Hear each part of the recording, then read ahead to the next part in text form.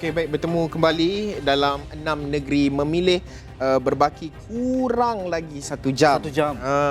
Perlu segera keluar siapa yang belum keluar dengan angka yang terakhir yang kita terima sehingga jam 4 petang tadi, melibatkan beberapa negeri. Kalau nak diikutkan yang paling lowest lah, turnout di Kelantan sekitar 56% sahaja. Mungkin banyak faktor yang mempengaruhi, itu juga yang telah pun kita bualkan sepanjang bermula jam 3.30 tadi. Dan okey, saya tengah menunggu laporan panas yang saya cakap tadi sebelum kita berhenti rehat. Apa tu ya? Apa ceritanya? Saya tengah tunggu di dsrawani.com. Kita tunggu dulu laporan tu dah publish, elok, cantik. Okey, kita akan siarkan. Okey, untuk waktu ini kita masih lagi memberi fokus melihat kepada pelbagai isu, bagaimana perubahan yang mungkin dinamika dan juga bagaimana penelitian dan juga orang-orang sains politik nak menganalisa kerjasama yang sebelum ini sukar nak dibayangkan BN dan juga Pakatan Harapan, tetapi kali ini menjadi nyata, menjadi realiti. Bagaimana pula dengan kekuatan ataupun kemenangan Perikatan Nasional pada PRU15, adakah ianya akan memberi satu cerminan yang sama pada pilihan raya negeri pada kali ini? Banyak perkara. Kita masih lagi bersama dengan 3 tetamu kita, Profesor Dr. Kartini Abu Talib, Timbalan Pengarah Institut Kajian Etnik UKM, Prof. Datuk Dr. Siva Murugan Pandian, Pensyarakanan Pusat Pengajian Sains Kemasyarakatan USM, dan di hujung sekali Amin Mubarak, Pengurus Advokasi Architects of Diversity Malaysia. Haji Nazri. Ya, Prof dan juga Prof Dr. Kartini, kalau kita lihat untuk pilihan raya negeri ini, kita lihat penentu di kebanyakan kawasan DUN dan negeri ini adalah pengundi atas pagar. Pengundi atas pagar sentiasa akan dicerap oleh Prof dan juga Prof Siva, kerana mereka ini begitu dinamik dan fluid. Kali ini adakah pengundi atas pagar sudah kita lihat kecenderungannya, kerana isu federal mendominasi berbanding isu tempatan ataupun isu negeri, dan pengundi atas pagar ini sentiasa melihat apa yang mereka akan dapat lebih banyak untung mereka berbanding sentimen, berbanding naratif politik. Pada Prof. Okey. Pertama sekali kita kena tahu bahawa pengundi ni ada 3 bentuk pengundi yang selalunya kita lihat dalam memahami tingkah laku pengundi. Pengundi tegar, jelas. Tak boleh buat apa tak boleh buat apa dah. Ketuk dahi, tanya hati, itu sajalah dia nak pilih. Mati hidup semula tu juga. Itu saja. Kalau pengundi tradisi ni, dia ada tengok bagaimana tradisi ketua dan keturunan keluarganya yang mempengaruhi untuk dia terus percaya kepada yang dilihat sebagai pemimpin. Ini kalau kita boleh lihat di Negeri Sembilan lah. Pengundi tradisi, kerana adanya undang, buapak, luak dan perut dengan suku-sukunya. Dan dia percaya pada ketua. Yang di mana sebab itu ramai yang menyangkakan Negeri Sembilan akan kekal dengan status quo. Kerana adanya unsur tradisi yang mempengaruhi. Nilai itu ya. Sekarang ni tinggal pengundi atas pagar. Dia nak langgar pagar ke nak lompat pagar ke? Ini persoalan dia. Duduk atas payah ke? Duduk atas tu tak boleh duduk selamanya. Dia kena pilih ke? Dia kena pilih. Either lompat atau jatuh di sebelahnya. Jadi pengundi atas pagar ni ramai yang melihat sebagai faktor yang penentu kepada kemenangan. Kita pun faham bahawa sistem first past the post, simple majority dengan mudah memerlukan satu undi untuk menentukan kemenangan. Persoalan populariti bukan isu. Sebab sekarang ni dia yang diukur adalah kerusi. Dan kemenangan satu undi masih lagi membawa makna yang besar. Jadi saya kira ke mana hala tuju pengundi atas pagar ini, kita tunggu nanti keputusan. Sekarang kita tak boleh nak prediktif. Tapi kalaulah pengundi atas pagar ini, ramai yang merasakan mereka adalah golongan kohort umur 25 hingga 30 atau 21 hingga 25, 25, 30 ni, bilangan mereka besar, banyak. Dan saya yakin di negeri Selangor dan juga Negeri Sembilan banyak. Di Selangor dengan negara membangun ya. Dia bergantung kepada ejen sosialisasi. Macam mana Amin katakan tadi, orang muda ni dia sangat praktikal.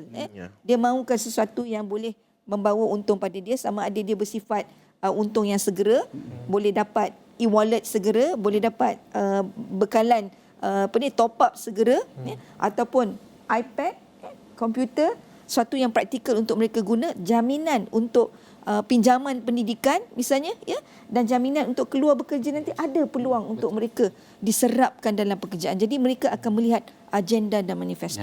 Di situlah perkara-perkara yang saya lihat ejen yang boleh mempengaruhi bagaimana pengundi atas pagar ini akan memilih.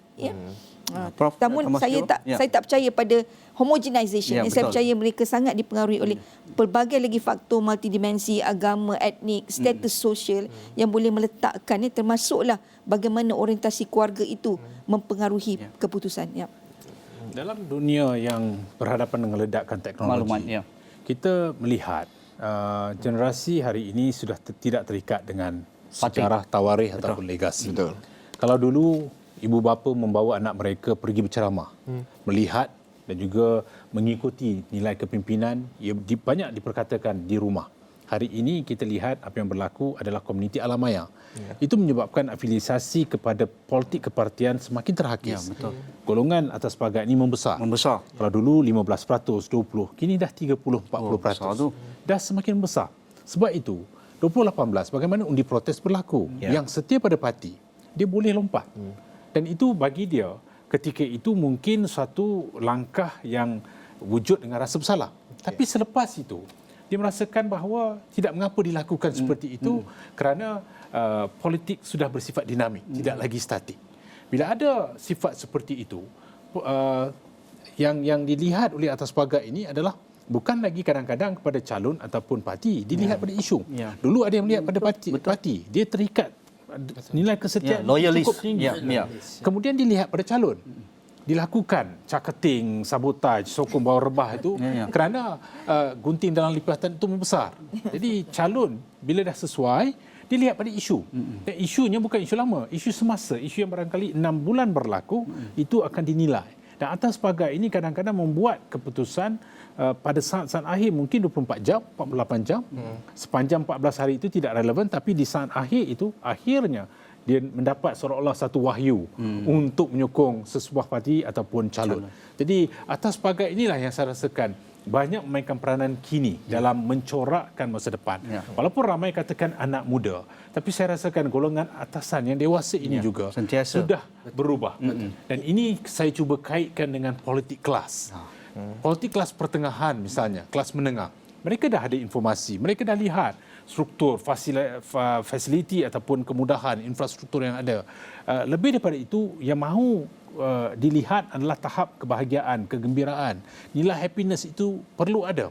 Jadi atas pagar ini dia bersedia berubah. Dia tak kisah. Putrajaya tak pernah berubah dulu. Bagaimana boleh berubah? Jadi bila ada keyakinan, jadi afiliasi kepada politik kepartian itu semakin merunduk. Dan saya rasa barangkali apa yang akan kita lihat hari ini juga perlu dikaitkan dengan kesemua kategori kelompok pengundi. Tidak ada satu kelompok yang boleh kita ikat dengan atas pagar, tetapi ramai yang boleh kita babitkan dengan atas pagar ini. Khususnya yang mungkin melihat kepada isu kos hidup, mungkin ada yang tengok kepada isu sentimen agama, ada yang melihat kepada golongan yang perlekikan institusi Raja-Raja Melayu perlu dihukum di pilihan raya. Ada juga melihat bahawa calon ini tidak sesuai, jadi mungkin nak diubah. Jadi sabotaj dalaman juga boleh membawa kepada atas pagar. Jadi secara tradisinya kalau kita lihat dulu, mudah untuk diukur. Kini tidak lagi. Menarik itu. Kalau mungkin Prof nak sambung sikit ke. 2 hari lalu saya disejangkang di Parlimen Kuala Langat. Parlimen DON ini saya menjadi tumpuan saya kerana di situ letaknya Profesor Jai PAS, Datuk Dr. Yunus Hairi. Dah 4 penggal menjadi ADON dan pernah menjadi Exco Negeri Selangor di bawah Pakatan Rakyat. Tetapi apabila hari ini bertembung satu lawan satu dengan calon muda daripada UMNO Barisan Nasional, Saudara Hafizi Abu Bakar, saya tanya pada Hafizi, mengapa anda rasa anda ada peluang kali ini dengan bertembung dengan satu figura yang begitu besar di Selangor, sejangkang sinonim juga kubu kuat PAS, beberapa penggal, tetapi beliau mengatakan kerana pengundi atas pagar. Bukan anda perlu katakan pengundi UMNO, tidak, pengundi UMNO pun berpecah-pecah. Kerana ada yang menyokong presiden, ada yang tak setuju dengan saya, ada yang bersama dengan ketua bahagian caketing lah tu. Tetapi dari pandangan itu saya menunjukkan bahawa mereka yakin pengundi atas pagar yang tidak berparti inilah yang akan memberi nilai tambah kepada pengundian trend pada hari ini. Apa dengan Prof? Ya betul. Mereka yang tidak mahu terikat dengan politik kepartian, dia bersedia untuk berubah. Kalih dalam sekelip mata berdasarkan kepada rasional pada dirinya. Dia tidak perlu bergantung kepada Sentimen, keyakinan orang lain. Disebabkan informasi dah sampai terus pada dia. Dulu kita ada ceramah, kita dengar. Kadang-kadang kita bergantung kepada laporan, kepada pamphlet yang sampai kepada kita. Tapi hari ini tidak lagi. Sebab itu kadang-kadang saya melihat manifesto itu sekadar memberikan satu nilai kosmetik kepada sebilangan pengundi yang atas pagar ni dia mempunyai pelbagai perkara yang mahu dinilai. Jadi tahap kematangan golongan atas pagar ini janganlah kita perlekehkan. Bagi saya mereka ini harus jadikan sebagai petunjuk. Mereka ini barangkali juga tahu apa yang perlu dilakukan. Ramai katakan kadang-kadang golongan atas pagar ini bersifat emosional. Walhal mereka ini sebenarnya membuat penilaian sehingga kesan akhir. Dia tidak terlalu bergantung kepada politik yang jumud, tradisional, konvensional, tapi dia membuat penilaian sepenuhnya. Sebab itu saya rasakan politik kelas hari ini juga semakin membesar. Golongan kelas menengah yang mempunyai literasi politik yang barangkali lebih baik, itu juga harus dikaitkan dengan atas pagar ini. Mereka ini mungkin merupakan golongan yang merasakan bahawa bukan sekadar kepada apa yang boleh berlaku kepada mereka, tapi juga kepada anak mereka generasi akan datang. Jadi dipikir politik jauh ke depan, masa depan. Jadi dalam soal inilah kita perhatikan. Mereka mahukan kestabilan misalnya. Jadi kalau nakkan kestabilan, dia akan menyokong mereka yang mungkin perlu diberikan ruang dan masa secukupnya untuk mentadbir urus. Yang satu lagi yang mungkin melihat sentimen sudah cukup, kaum dan sebagainya. Dia dah tak tengok lagi perkara lain. Jadi kelompok ini boleh kita lihat dengan menggunakan multidimensional approach, pendekatan pelbagai dimensi untuk dinilai sepenuhnya. Kalaulah kita nak lihat kepada gelagat ataupun pola pengundian dalam kalangan pengundi 6 PR ini. Saya boleh tambah sikit. Saya setuju dengan pandangan Prof Siva dan juga Prof Kartini mengenai isu-isu semasa ataupun isu-isu nasional yang akan menjadi penentu kepada undi atas pagar. Tapi saya boleh tambah juga antara isu yang dilihat mungkin pengundi atas pagar, terutama apabila political class yang disebut oleh Prof Siva ini semakin membesar, ialah isu tempatan. Isu tempatan seperti sebagai contoh isu longkang, isu jalan, isu tempat.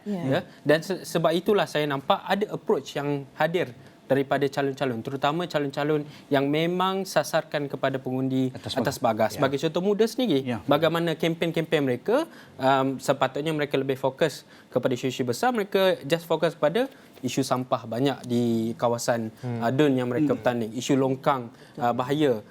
Jadi kalau kita lihat politik kelas ni nilainya mahu dilihat kepada happy atau kebahagiaan itu meningkat. Saya rasa isu tempatan ini juga menjadi antara isu yang akan dilihat oleh pengundi atas pagar. Okey, Amin.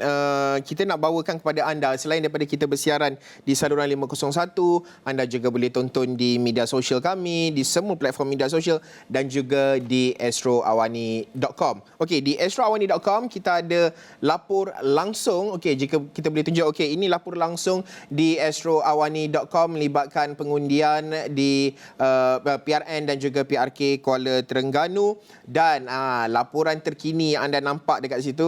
Okey, Sanusi didakwa tayang kertas undi. Apa ceritanya? Saya nak bawakan kepada anda di astroawani.com.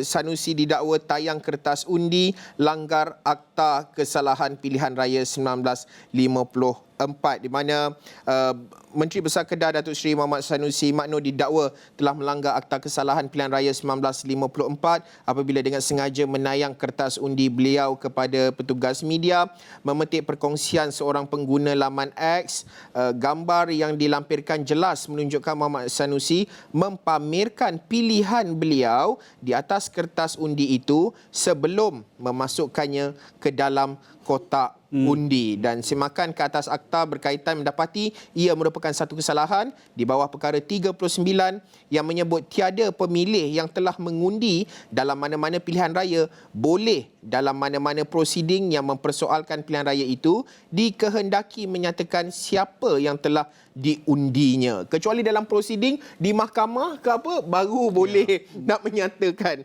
tetapi anda tidak boleh menyatakan kertas undi anda menunjuk tunjukkan anda mengundi siapa, ini merupakan satu kesalahan di bawah perkara 39. Itu antara kemas kini terbaru, laporan langsung di astroawani.com. Okey, kita nak terus sahaja bersama dengan rakan kita Faris Azman. Saya tak pasti Faris berada di kawasan di belah mana, di Selangor, di belah mana, tak pasti Taman Medan ke mana tadi difahamkan. Mungkin Faris boleh kongsikan lokasi Faris ketika ini, bagaimana perkembangan berbaki kurang 1 jam, saya jangkakan lebih kurang dalam 30 minit lebih kurang sebelum pusat pengundian ditutup. Faris.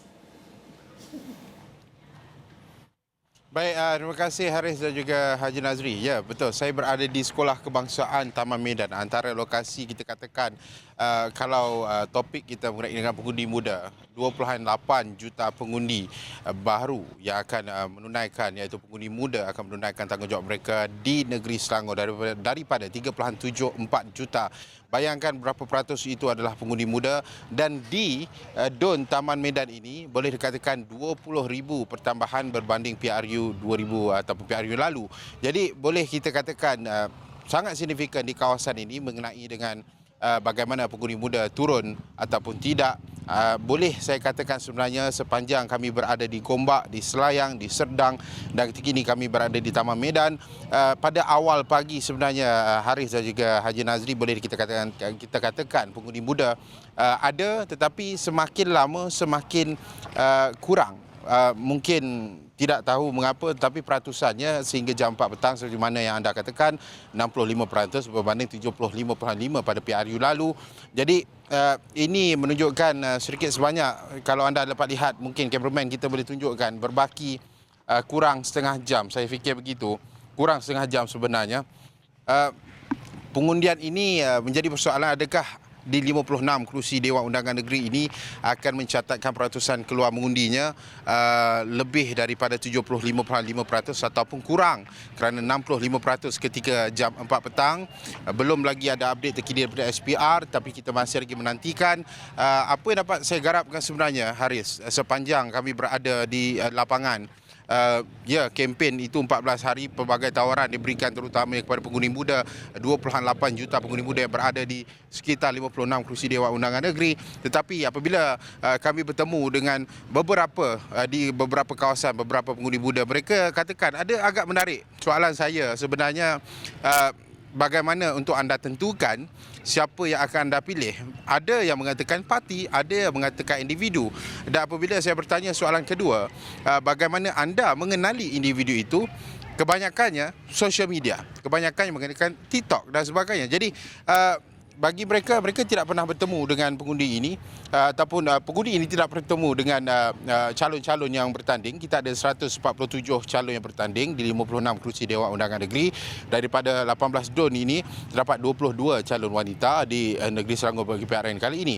Jadi persoalannya ketika ini sangat besar. Kalau kita katakan sudah banyak PRU, PRN, PRK kita buat, kalau sekitar jam sekarang masih ada lagi orang datang, tetapi di Taman Medan 62% pada jam 2-3 petang tadi belum lagi penuh, hanya 5,000 lebih saja pengundinya di kawasan ini, tetapi masih lagi belum mencapai 70% ataupun lebih daripada itu. Dan pada jam 2 petang tadi, kalau kami dapatkan sikit data, di 56 DUN ada yang paling rendah 47, ada yang paling tinggi 52%, tapi itu akan kita kemaskinikan dari semasa ke semasa untuk 3.74 juta pengundi yang akan mengundi. Kepada anda rakyat Selangor, jangan lupa untuk turun mengundi. Anda hanya ada 25 minit saja lagi sebelum tempoh mengundi tamat pada PRN kali ini. Haris dan juga Haji Nazri.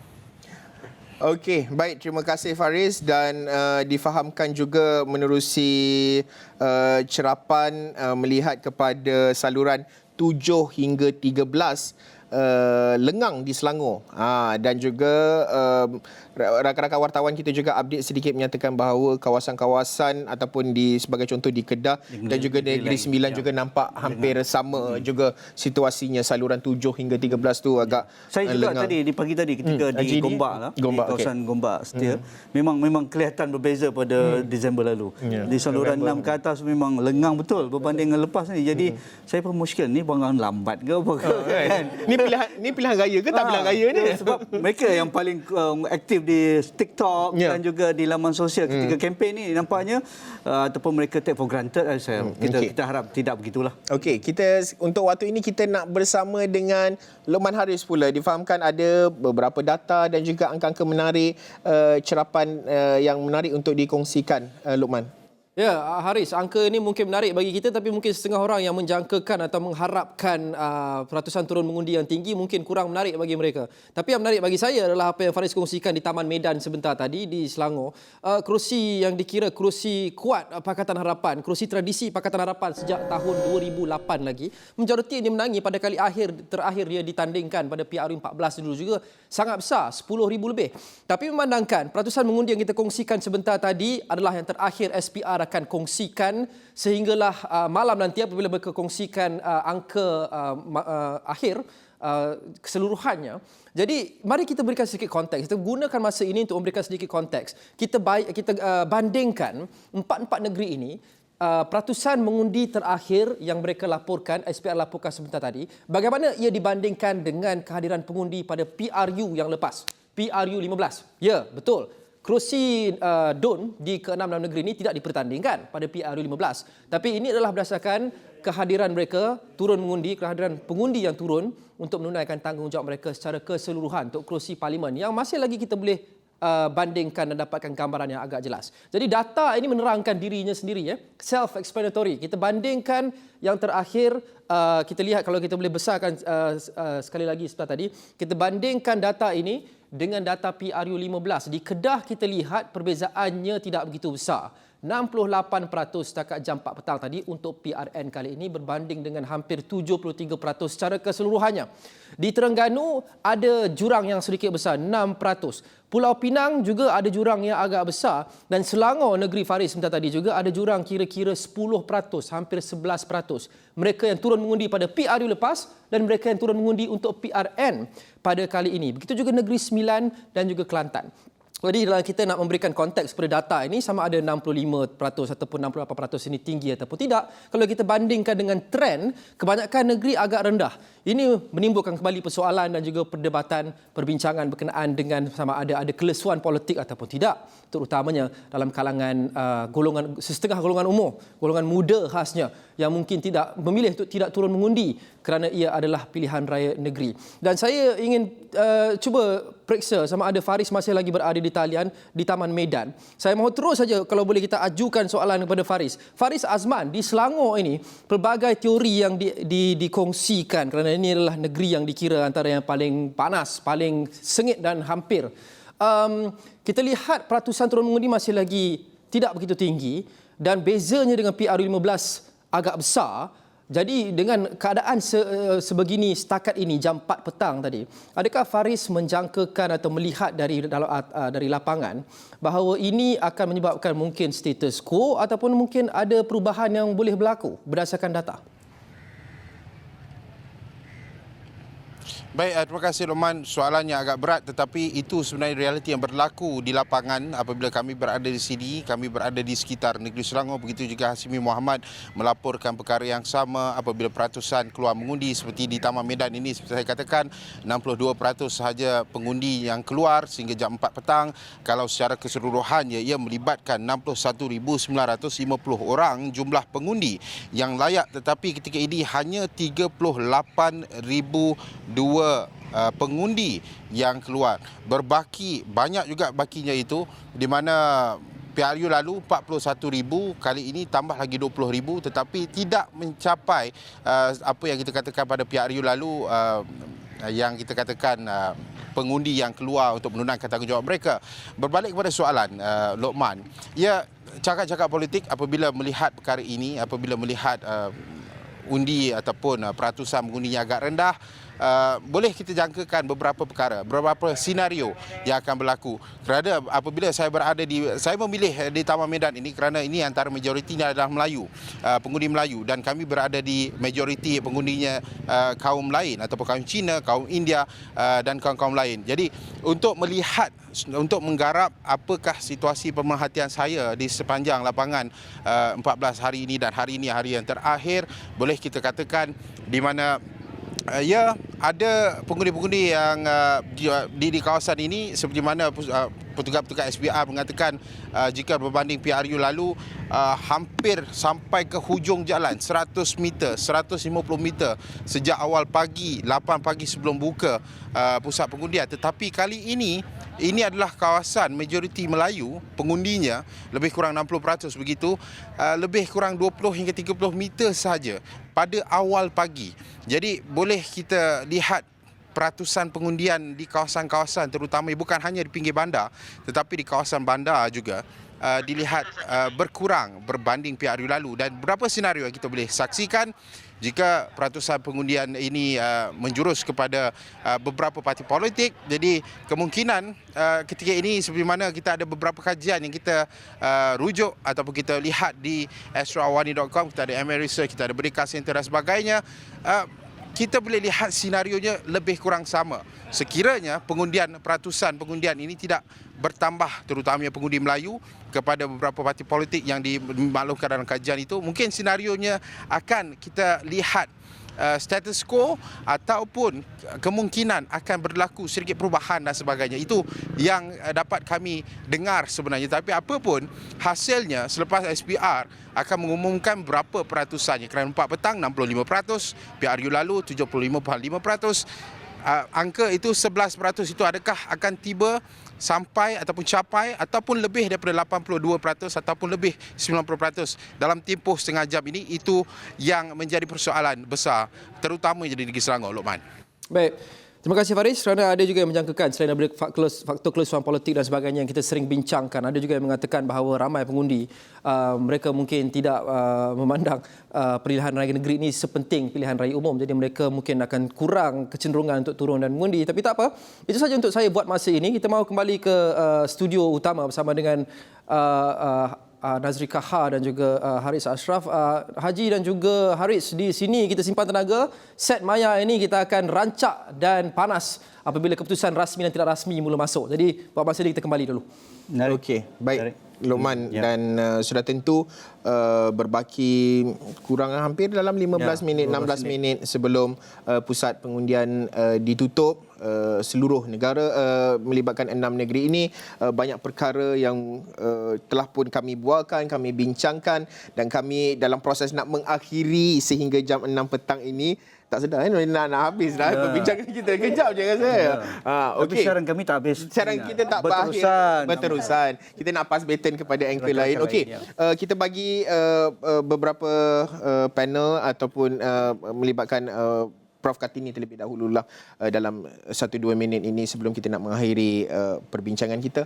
Mungkin bagaimana boleh kita wrap up berdasarkan bukan sahaja dari segi kita nak bandingkan PRU 15 dan juga jumlah yang keluar pada ketika ini, tetapi juga secara keseluruhannya proses kempen dari segi idea yang diberikan, manifesto, ini semua perkara-perkara yang akan menjadi penentu pada hari ini selepas jam 6 petang kertas undi, kotak undi dibuka dan juga dikira, Prof. Kalau saya nak merumuskan dengan nak melihat kepada pilihan raya negeri di mana tempoh pilihan raya juga jauh kurang daripada PRU 15 dan manifesto sudah menjadi makanan dalam parti politik yang masing-masing akan hadir dengan agenda yang masing-masing, walaupun agenda masing-masing itu semuanya mahu bersifat inklusif dan membantu rakyat, ya. Cuma ramai juga melihat bahawa pengundi atas pagar itu sebagai penentu. Ada persoalan tentang kelas tadi. Saya mungkin kurang bersetuju untuk melihat just politik kelas ini, kerana politik kelas ini siapa sebenarnya kelas itu? Adakah pengundi atas pagar itu dalam T20, M40, B40? Kelas yang mana? Jadi itu persoalan yang juga perlu kita pertimbangkan dalam melihat kepada politik atas pagar ini, siapa mereka, dan kita boleh bandingkan mengikut pada negeri-negeri ada kumpulan community cash crop dan commercial crop, dan masing-masing juga mempunyai orientasi dan idea yang berbeza untuk kepada pilihan. Dan of course pengundi muda, pengundi muda sentiasa menimbulkan tanda tanya, walaupun kita maklum daripada segi perbincangan hari ini, mereka kita lihat sebenarnya ada aspirasi, ada kemahuan, walaupun tidak bersifat homogenes, tapi mereka perlu didekati dan terus menerus diberikan pencerahan tentang maksud demokrasi dan tanggungjawab. Dan akhir kalamnya kalau kita lihat, Kalau kita perhatikan siapa pun yang menang, Malaysia tetap tetap boleh meneruskan kehidupan. Cuma adakah ramalan-ramalan tentang the Malay Belt hari ini boleh dibuktikan, sebab status quo kini ada dua makna. Status quo untuk PN atau status quo untuk PH. Bagi negeri-negeri di Malay Belt, ramai yang menjangkakan status quo kepada Perikatan Nasional. Jadi hari ini kita tunggu dan lihat adakah dengan jumlah peratusan keluar mengundi yang agak mengecewakan, kerana sebelum ini ramai yang meramalkan ramai yang akan keluar, termasuklah diri saya sendiri, merasakan ruang-ruang untuk sekatan itu tidak ada. Namun hari ini kita lihat ada kelesuan kepada peratusan mengundi, dan kita akan tengok siapa yang menang, siapa yang kalah. Itu bukan maknanya, yang penting Malaysia tetap progresif dan boleh meneruskan urus takbir negara walaupun siapa, kan kita telah yakin kita telah pun mengalami satu saat kemelut di mana satu pilihan raya 3 Perdana Menteri berganti, namun hidup diteruskan, dan kita yakin dengan pengukuhan asas kepada pentadbiran awam yang boleh membantu meneruskan kehidupan dan kelangsungan hidup di Malaysia ini. Prof Siva. Bagi saya melihat jika inilah acuannya, barangkali sudah tiba masanya untuk memikirkan apakah kita perlu menetapkan tarikh pilihan raya, seragamkan tarikh PRU dan juga PRN, supaya cabang pendemokrasian itu tidak menampakkan ketimpangan dari sudut mereka yang lesu dan juga bosan dengan tingkah laku serta perlakuan dalam kalangan setengah pihak. Yang keduanya, saya rasakan bahawa kita juga harus akur wujud pelbagai kategori pengundi.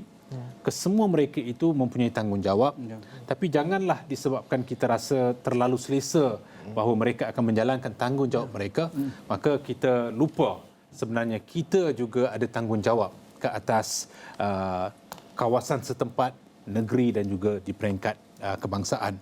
Lebih daripada itu, kita mahukan kestabilan politik. Politik bukan semuanya. Apakah kita mampu untuk menghentikan persengketaan politik selepas ini, bergerak ke arah usaha untuk meningkatkan taraf hidup masyarakat, kebajikan, mempertahankan nilai yang perlu dikongsi, sifat kepunyaan, jangan melahirkan kegelisahan, keresahan secara berterusan, jangan digunakan kebebasan semata-mata untuk pangkat kedudukan dan kuasa. Dah tiba masanya saya rasakan pertembungan antara personaliti harus dihentikan. Pertembungan idea pemikiran harus dipertingkatkan supaya masa depan negara lebih jelas daripada generasi hari ini untuk generasi akan datang. Di situlah wujudnya pertembungan kelas. Kita mahukan kelas bawahan, pertengahan, atasan bersama, tidak wujud jurang sesama mereka, tidak ada yang terpinggir, dan memastikan bahawa apa saja yang dilakukan dalam arena politik ini membawa kepada satu bentuk acuan yang boleh diterima pakai semua dalam kerencaman aneka ragam masyarakat yang majmuk.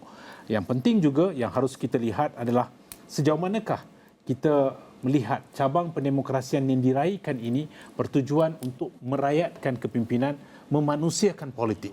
Memanusiakan politik dengan nilai moral, hemah, berakhlak, ada akidahnya, dan mengambil iltizam, iktibar daripada apa yang telah berlaku, supaya dalam merancangkan apa saja institusi struktur dalam konteks negara kita, baik politik, ekonomi maupun sosial, ianya memberikan tumpuan kepada soal mempertahankan hak rakyat. Jangan pula disebabkan peratusan ini, rakyat pula dibebani dengan pelbagai tomahan kecaman. Kita juga harus bertanggungjawab ke atas apa yang berlaku. Ia adalah tanggungjawab bersama. Sikit Prof. Dengan beberapa yang kita bincangkan ni, peratusan mungkin di bawah 80% di semua negeri ini. Peratusan anak muda pun nampaknya sejuk sedikit berbanding PRU 15 yang lalu. Dan juga kita tahu isu-isu nasional mendominasi. Apa outcome-nya? Ya, kalaulah begini keadaannya, kita melihat seolah-olah wujud keadaan status quo. Tapi kalaulah status quo sekalipun, kita memerlukan satu bentuk keserasian keintiman, hubungan mesra di antara negeri dan persekutuan. Kita mahukan hubungan itu jelas. Jangan disebabkan fahaman politik yang berbeza, menyebabkan ada yang tergelincir. Jangan disebabkan keputusan hari ini ada negeri yang terus terpinggir. Saya percaya di sinilah akan menampakkan tahap kematangan dalam kalangan pemimpin. Jika mahu melihat keputusan ini bukan bersifat untuk menghukum. 12 hari Ya, bulan betul. saja. Ya. Lihat apa yang boleh dilakukan untuk PRU yang ke-16. Menarik. Amir. Saya ada dua key point yang saya rasa kita boleh simpulkan untuk kali ini. Pertama adalah politik perpaduan versus politik perpecahan. Saya rasa perbincangan ini memang betul-betul dibawa di dalam kita punya sesi kali ini, termasuk apa yang ditekankan oleh Prof Kartini dan juga Prof Siva. Saya kira polisi perpaduan ini perlu kita politik perpaduan ini perlu kita kedepankan.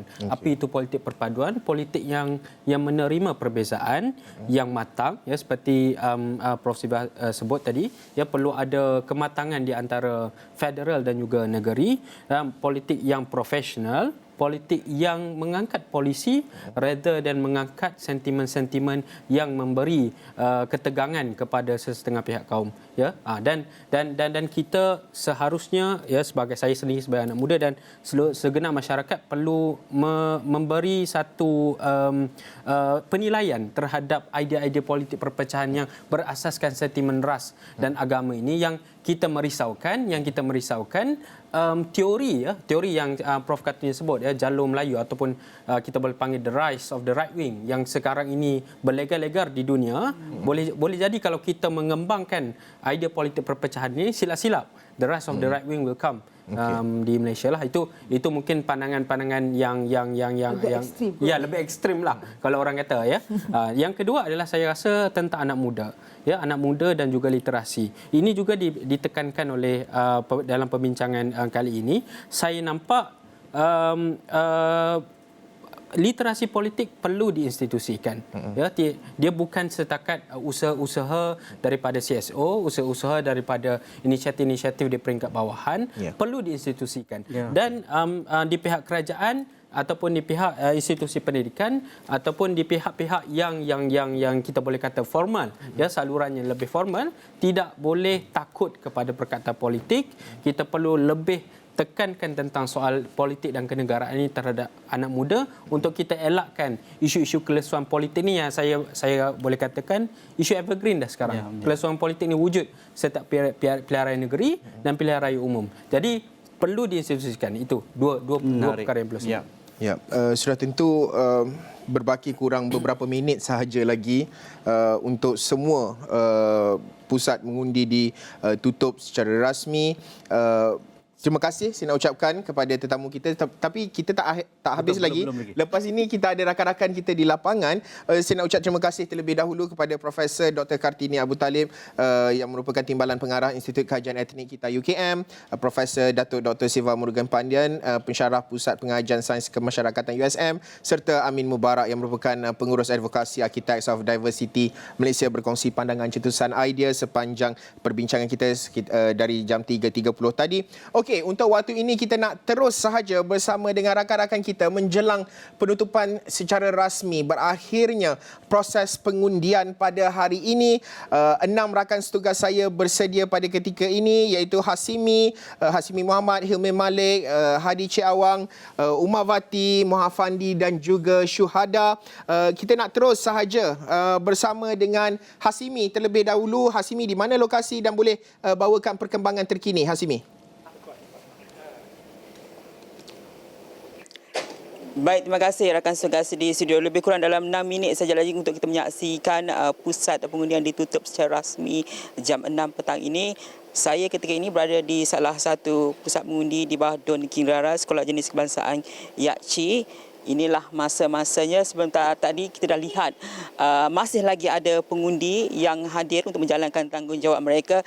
Ini juga anggota SPR dan juga anggota keselamatan yang bertugas dari pagi tadi lagi untuk memastikan kelancaran proses mengundi hari ini, dan kita mengharapkan baki-baki terakhir masa ini sekitar 6 atau 5 minit saja lagi masih lagi ada pengundi untuk hadir menjalankan tanggungjawab mereka, kerana di sini saya difahamkan lebih 18,000 pengundi yang layak sepatutnya menjalankan tanggungjawab di pusat mengundi ini. Salah seorang saudari kita yang sudah pun selesai, mungkin boleh tunjukkan jari sikit. Kenapa last minute datang? Kerja. Ya. Dari mana? Dari Puchong juga. Ada yang 5 minit. Tak apa. Itu dia salah seorang 5 minit terakhir menyaksikan tugas sebagai pengundi. Ini juga. I just came straight from KLIA 2. Cepat, kita ada 5 minit lagi. Let's go. Okay. Straight away from KLIA. Ini semangat yang perlu dicontohi oleh pengundi-pengundi kita untuk menjalankan tanggungjawab mereka.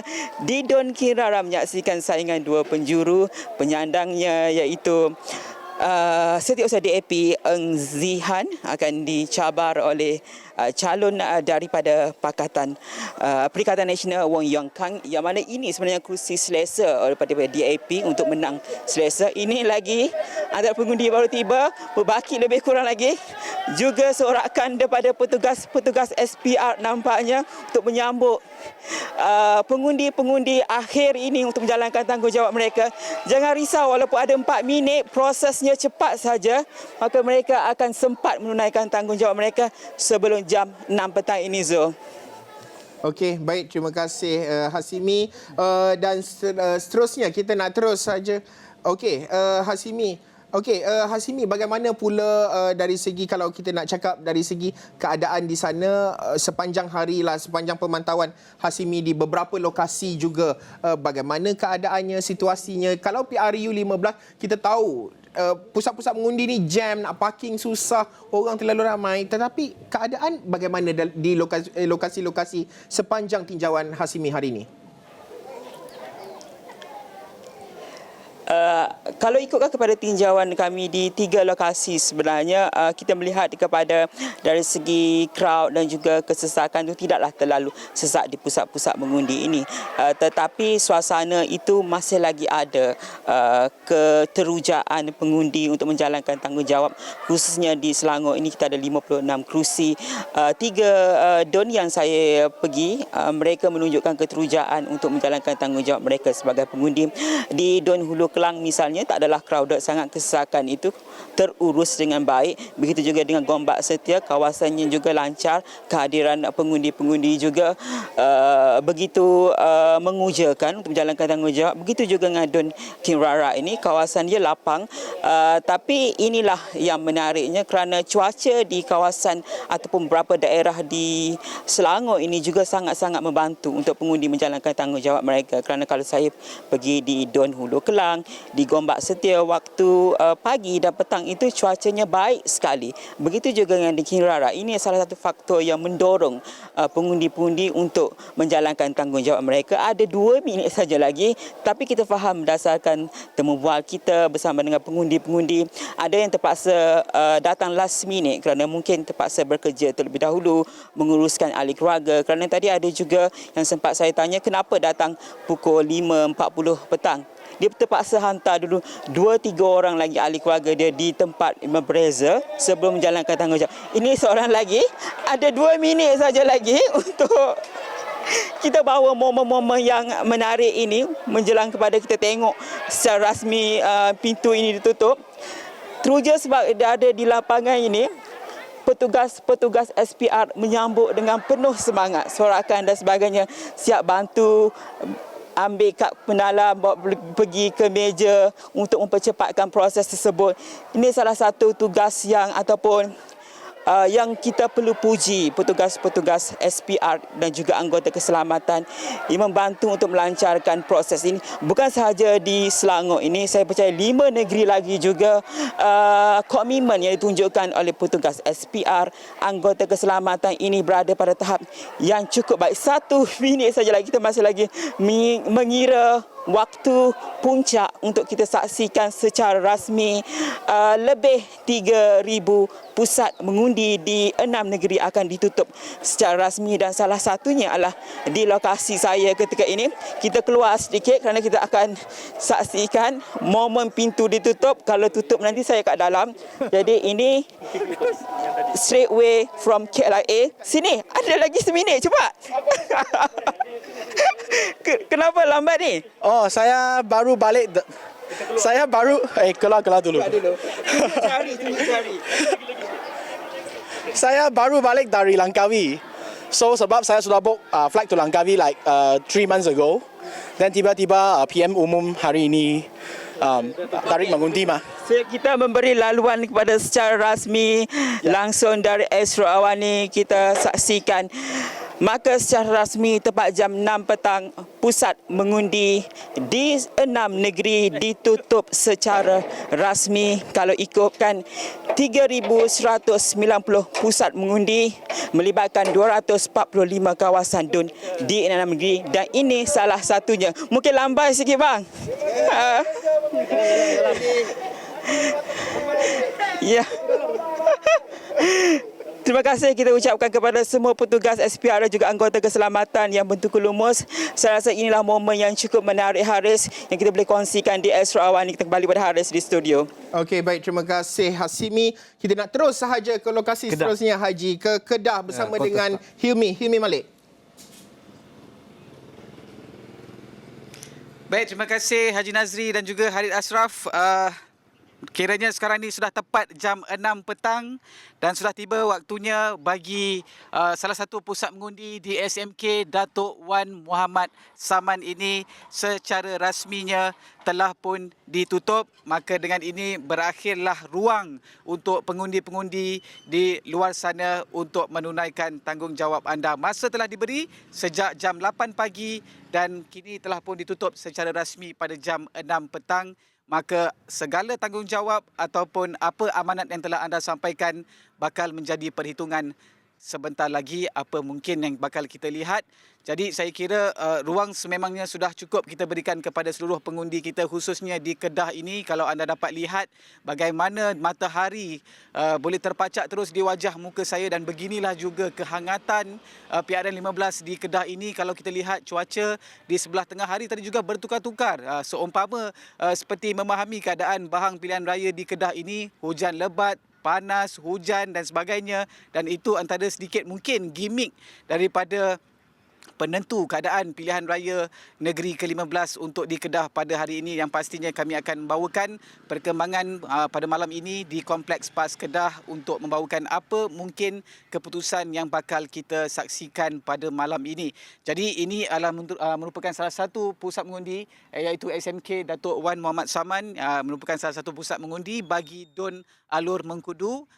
Dan juga kalau daripada segi calonnya juga wajah yang tidak asing, saingan 1 lawan 1 antara Naib Presiden Amanah Datuk Mahfuz Omar dan juga Radi Makdin yang mewakili Perikatan Nasional, yang juga satu nama dan juga bintang bola sepak yang cukup dikenali. Dan itu antara perkongsian yang dapat saya kongsikan buat masa jam ini, dan saya juga nak bawakan bagaimana juga perkembangan rakan-rakan setugas di negeri yang lain-lain. Dan tentu kita nak kembali dahulu bersama dengan Haris dan juga Haji Nazri. Silakan. Okey, baik. Battle of Alok Mengkudu. Terima kasih Hilmi. Masih lagi cerita di Kedah, Ya, Haji. Hadi. Silakan Hadi, apa yang boleh dikongsikan selepas pusat pengundian tutup jam 6 petang? Silakan Hadi. Okey, Haji Haris, saya sebenarnya berada di DUN berjiran dengan DUN Helmi berada tadi. Namun parlimennya lain-lain. Jika Helmi berada di DUN Alor Mengkudu, saya berada di DUN Derga, Parlimen Pokok Sena. Helmi berada di Parlimen Alor. Dan di DUN Derga ini saya berada di Sekolah Kebangsaan Tunku Abdul Halim, di mana baru saja tadi tutup pusat pengundian ini pada jam 6 petang, dan sudah pastinya di DUN ini saingan 3 penjuru membabitkan calon daripada PN dan juga calon daripada PH dan seorang calon bebas. Calon PH merupakan pengerusi DAP Negeri Kedah Tan Kok Yu, calon PN Muhammad Amri yang juga pengerusi ataupun ketua bersatu bahagian Pokok Sena, dan calon bebas Man Basirun. Dan 30 minit terakhir sebentar tadi sebenarnya ada lagi 2-3 pengundi yang bergegas untuk mengundi di pusat pengundian di SK Tunku Abdul Halim ini. Sudah pastinya mereka menyatakan bahawa kesesakan lalu lintas pertama membabitkan individu-individu yang berkonvoi dan sebagainya, menyebabkan mereka terlewat. Ada juga yang menghantar keluarga masing-masing, dan sudah pastinya untuk DUN Kedah kali ini menyaksikan 36 kerusi dipertandingkan. Sebelum ini di bawah penguasaan PN diterajui Datuk Seri Muhammad Sanusi Makno. Kita akan lihat selepas pukul 6 nanti adakah beliau mampu untuk mempertahankan posisinya sekaligus mengekalkan pentadbiran Kerajaan Perikatan Nasional di Kedah. Dan Haji dan juga Haris, sebelum saya meninggalkan kepada anda berdua, ingin saya mengungkapkan serangkap pantun sebenarnya. Di tamat sudah tempoh diberi, kini masa mengira undi. kembali kepada rakan tugas saya di studio. Silakan. Nak juga Riri dia. Okey. Terima kasih Adi. Sesuai nama Adi tu. Okey, dari utara kita nak ke pantai timur. Umawati di Terengganu, di Don mana tu Umawati? Ya.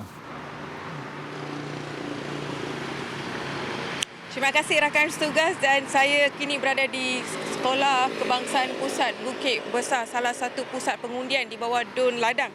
Dan kalau kita tengokkan sudah pukul 6.05 dan dengan ini selesai sudah penduduk Terengganu memberi mandat kepada kerajaan negeri bagi menerajui 5 tahun akan datang. Dan setakat pukul 4 petang kita tengok 70% daripada 930,894 pengundi termasuk polis dan tentera sudah pun mengundi di Terengganu.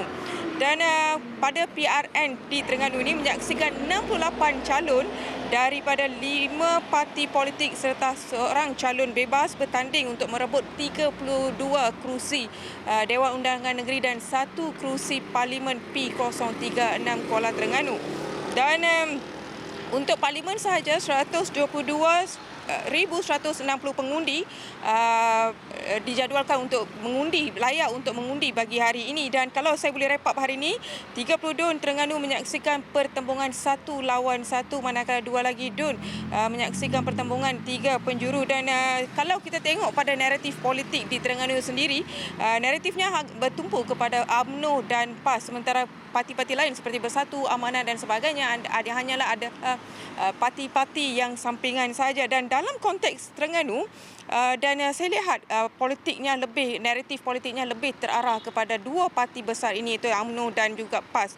Dan ini berita yang baru saja diterima saya dari Ketua Polis Terengganu sebentar tadi, Datuk Mazlin Mazlan memaklumkan bahawa 4 individu tidak dapat melunaskan tanggungjawab mereka sebagai pengundi kerana sudah ada individu lain yang menggunakan identiti mereka ataupun kad pengenalan mereka untuk mengundi.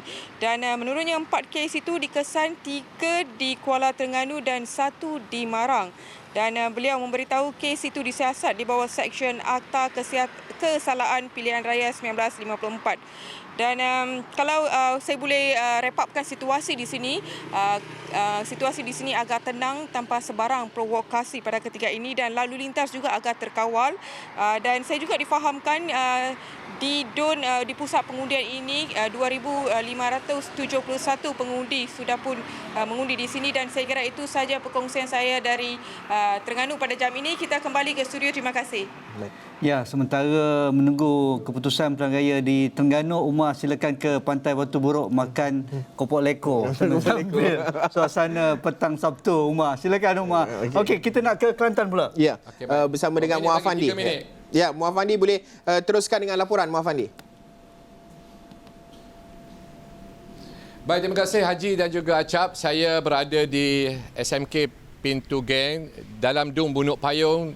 Jika dapat saksikan di belakang saya, pager dan juga pita pelekat telah pun ditanggalkan menandakan pusat pengundian ini telah pun ditutup. Dan setakat jam 4 petang tadi dilaporkan peratusan keluar mengundi bagi keseluruhan PRN Kelantan ini hanya mencatat sekitar 56%. Jumlah ataupun peratusan ini begitu rendah dan tidak mencapai sasaran yang diletakkan oleh parti politik dan juga pimpinan, di mana sebelum ini mereka menyasarkan kemungkinan boleh mencecah kepada angka 70% ataupun melebihi angka 70%. Namun setakat jam 4 petang tadi peratusan keluar mengundinya adalah sekitar 56%. Haji dan juga Acap, jika dilihat kepada situasi semalam apabila saya berada di Bandar Kota Baru menyaksikan berlakunya orang kata perarakan, melihat begitu ramai anak muda mengibarkan bendera politik, sama ada dengan menggunakan motosikal, mereka menaiki motosikal ataupun berkereta ataupun menggunakan cendera berat seperti lori dan juga trailer. Apa yang dapat kita rumuskan semalam tadi maknanya kegembiraan dan juga mood yang ditunjukkan oleh anak muda. Namun apabila dizahirkan pada hari ini, hari pengundian, amat mengecewakan apabila sebahagian besar anak muda di Kelantan ini dikatakan tidak keluar mengundi. saya mungkin akan mendapatkan gambaran jelas daripada pihak pimpinan dan juga pihak berkuasa kenapa keadaan itu berlaku di Kelantan ini. Namun seperti yang kita laporkan semalam bahawa kepulangan perantauan ke Kelantan ini tidak serancak yang berlaku pada pilihan raya yang lalu, di mana jalan-jalan utama yang masuk ke Kelantan ini termasuk di laluan Gua Musang, di laluan Jertih, Pasir Putih, di laluan Gerik juga tidak menyaksikan berlaku kesesakan lalu lintas. Apapun saya akan terus menantikan keputusan dan juga pengiraan undi nanti. Mungkin ada angka tertentu yang dapat kita kongsikan. Kembali bersama dengan Haji dan juga Acap di Bukit Jalil, silakan. Muhammad Fandi, mungkin sedikit nak komen tentang peratusan keluar undi di Kelantan yang rendah ini. Adakah memberi gambaran anti climax sudah pun berlaku di Kelantan misalnya, dan dalam masa 24 jam ada beberapa kenyataan besar dikeluarkan oleh pimpinan PAS pusat dan juga pimpinan PAS negeri. Adakah itu juga memberi indikator bagaimana ada pergolakan dalam PAS Kelantan dan juga bahawa mereka yakin menang dan menyebabkan pengundi-pengundi tidak keluar dan sebagainya? Ada dakwaan yang mengatakan berlaku protes ataupun bantahan selepas semalam kita saksikan kenyataan yang dikeluarkan oleh pucuk pimpinan Datuk Seri Taqiyuddin Hassan yang menyatakan berlakunya peralihan kuasa di mana Datuk Ahmad Yaakob tidak lagi mahu meneruskan jawatan atau memegang jawatan sebagai Menteri Besar, dan yang paling kontroversinya dikala tumpuan tertumpu kepada adu pancur iaitu Datuk Muhammad Ammar Abdullah, yang mana beliau juga tidak tersenarai sebagai timbalan Menteri Besar. Dan saya difahamkan berlaku protes pada malam tadi di mana beberapa PDM ataupun beberapa kawasan menunjukkan orang kata protes terhadap keputusan yang dibuat oleh pimpinan. Mungkin keputusan tersebut dibuat pada waktu yang tidak kena pada pandangan saya kerana sehari sebelum orang mengundi. Dan situasi itu juga saya lihat boleh mempengaruhi undi-undi dan juga boleh mempengaruhi kepada sebahagian ahli PAS yang menyokong kepimpinan Datuk Muhammad Ammar Yaakob, Datuk Muhammad Ammar Abdullah. Begitupun sukar untuk diramalkan kenapa mood pengundi di Kelantan ini tidak begitu rancak seperti yang lalu, terutamanya membabitkan anak muda. Mungkin kerana mereka merasakan orang kata hendak memberi peluang kepada pihak lain ataupun sebagainya, kita tidak tahu. Namun kita harapkan keputusan pada malam ini dapat diumumkan dengan segera. Haji dan juga Acap. Menarik, kita akan tunggu dengan debar dari Kota Baru. Itu cukup penting sekali. Terima kasih Muhammad Fandi dari Kota Baru. Kita nak ke Syuhada Abdul Kadir. Negeri Sembilan bersama dengan Syuhada Abdul Kadir. Syuhada, mungkin boleh wrap up sepanjang tinjauan hari ini dan situasi di sana, Syuhada. Baik, terima kasih Acap dan juga Haji Nazri. Sekarang ni saya berada di Sekolah Menengah Kebangsaan Senawang, yang mana Sekolah Menengah Kebangsaan Senawang ni antara pusat pengundian bagi kerusi Dewan Undangan Negeri Dun Paroi. Kerana di Sekolah Menengah Kebangsaan Senawang ini antara yang mempunyai paling banyak saluran, iaitu 9 saluran dengan lebih 5,000 pengundi akan menunaikan tanggungjawab mereka di Sekolah Menengah Kebangsaan Senawang ini.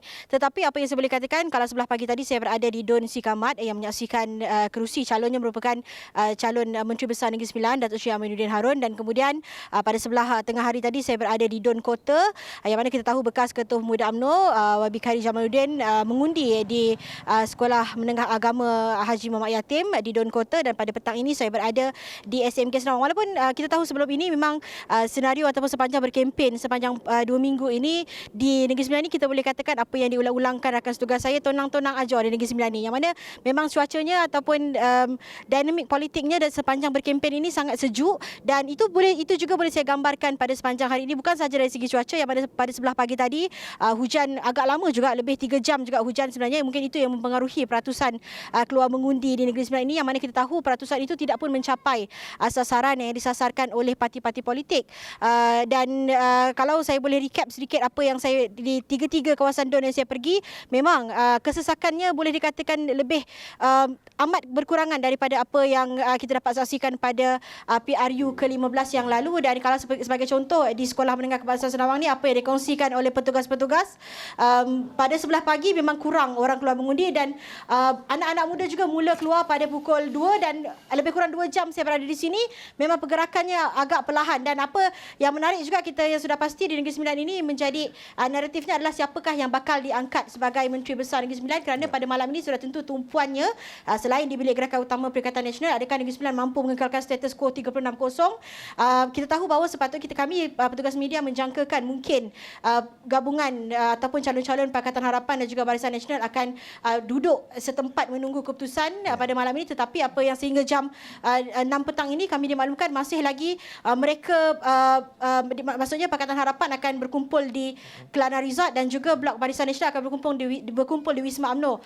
Dan sudah pasti itu menjadi tanda tanya mengapa mereka tidak duduk sekali untuk menunggu keputusan, dan itu semua perkembangan itu akan saya dan rakan tugas bawakan dari Negeri Sembilan ini, Acap Haji Nazri. Okey.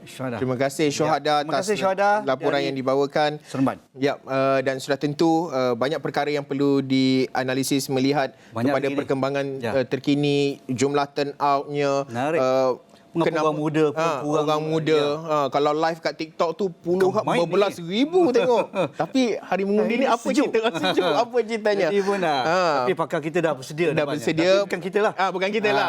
Bagi chance dulu. Kita bagi chance kepada rakan-rakan orang muda. Kita bagi chance kepada rakan-rakan yang lain, rakan penyampai yang lain akan menyambung perbincangan selepas ini. Sekian sahaja dari saya, Haris Ashraf Hasnan. Saya Nazri Kahar. Assalamualaikum.